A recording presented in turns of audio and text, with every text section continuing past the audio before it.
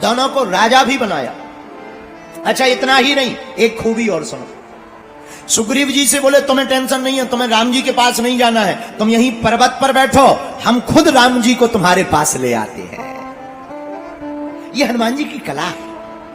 मानो हनुमान जी कहना चाहते हो जो हमारी शरण में आ जाता है उसे भगवान के पास नहीं जाना पड़ता, भगवान ही उसके पास चल करके जाते हैं। धन्य है हनुमान जी, कितनी अद्भुत कृपा की कि हनुमान जी ने सुग्रीव जी को नहीं कहा कि तुम जाओ, भगवान से ही कहा कि चलो। और भरत जी भी जब 14 साल का वनवास राम जी को मिला और नांदी ग्राम में बैठे हुए थे, तब भरत जी को भी हनुमान जी ने, राम जी से हनुमान जी ने मिलाया। इससे सिद्ध होता है कि हमारे वीर बजरंग बली की जो शरणागति ले लेता है, जो शरण में आ जाता है, उसे फिर भगवान के पास जाने की जरूरत नहीं है। जो हनुमान जी का भक्त हो जाता, हनुमान जी उसके पास भगवान को ही लेकर के आ जाते हैं। बोलो सीताराम। एक और जो हनुमान जी के माध्यम से जुड़ते हैं उन्हें घर छोड़ने की जरूरत नहीं है। जो हनुमान जी के माध्यम से जुड़ते हैं उन्हें घर छोड़ने की जरूरत नहीं है। जैसे सुग्रीव जी, इन्हें घर नहीं छोड़ना पड़ा, विभीषण जी, इन्हें घर नहीं छोड़ना पड़ा।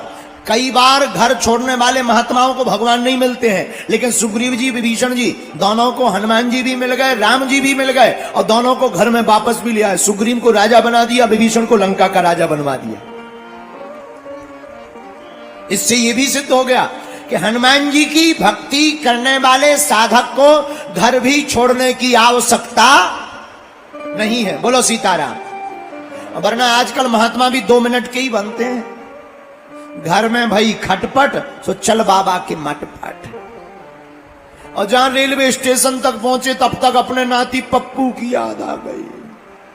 अरे यार, घर में लड़ाई तो होती रहती और तो सब ठीक है, हमारा नाती पप्पू सो नहीं पाएगा, हमारे बिना खा नहीं पाएगा, चलो अब बाद में बाबा बनेंगे, अभी चलते। कुछ लोग तो ऐसे भी महात्मा बन जाते। बोलो सीताराम, जोर से बोलो। आहा, तो धन्य है हनुमान जी। हनुमान जी महाराज के साधक को भगवान के पास जाने की जरूरत नहीं है, उसे तो केवल हनुमान जी की उपासना करने की जरूरत है। हनुमान जी स्वतः ही साधक को भगवान से मिला देते हैं। बोले क्यों? राम द्वारे तुम रखवारे, होत न आज्ञा बिन पैसारे। हनुमान जी स्वयं राम जी के द्वार में सेवा करते हैं। और जो राम जी के द्वार में सेवा करता है उसे राम जी से मिलाने में, उन्हें राम जी से मिलाने में क्या दिक्कत? श्री जटायु जी, आहा हा, धन्य श्री रामचरितमानस के जटायु जी महाराज रावण से लड़ गए। ये हमारे भारत की वीरता है। हमारे भारत में केवल पुरुष वीर नहीं होते मेरे पागलों, हमारा भारत एक ऐसा देश है जहां का पक्षी भी वीर होता। भारत की माता सीता को विदेशी राजा रावण हरण करके जब ले जा रहा था, तब बड़े बड़े देवता सामना नहीं कर पाए, पर भारत का एक वीर पक्षी जटायु रावण से लड़ गया है? ये हमारे भारत की वीरता है। यहां के पक्षी भी वीर होते।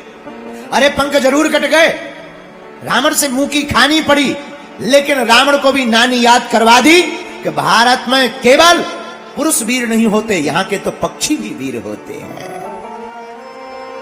और जब रावण ने जटायु जी के पंखों को काट दिया, आहा, रोते हुए जटायु जी पृथ्वी पर गिर गए। आंखों से आंसू आने लगे, झरझर करके आंसू बहने लगे। पंख कट गए तो रक्त से लहूलुहान खूनी खून हो गया। जमीन पर गिरे तो जमीन पर गिरते ही पंखों जहां कटे थे घाव बना था, वहां पर मिट्टी लग गई। तड़पने लगे, राम राम राम, थोड़ी राम राम, आंखों में आंसू भर के राम राम राम राम राम राम जपने लगे। किसी ने, जो कान भरने वाले होते वो भी बड़े खतरनाक होते, किसी ने जटायु जी से कहा तुम दिन भर सीताराम सीताराम सीताराम करते तो थे, अब नहीं आए तुम्हारे राम जी बचाने। बड़े राम राम जपते थे, बड़े प्रभु के सहारे रहते थे, अब क्या कर लिया तुम्हारे राम जी ने? अब तो नहीं आए भगवान। बड़े राम राम जपते थे, पंख और कट गए ऊपर से। पंख होते तो उड़ ही लेते, पंख होते तो अयोध्या जाकर दर्शन कर लेते।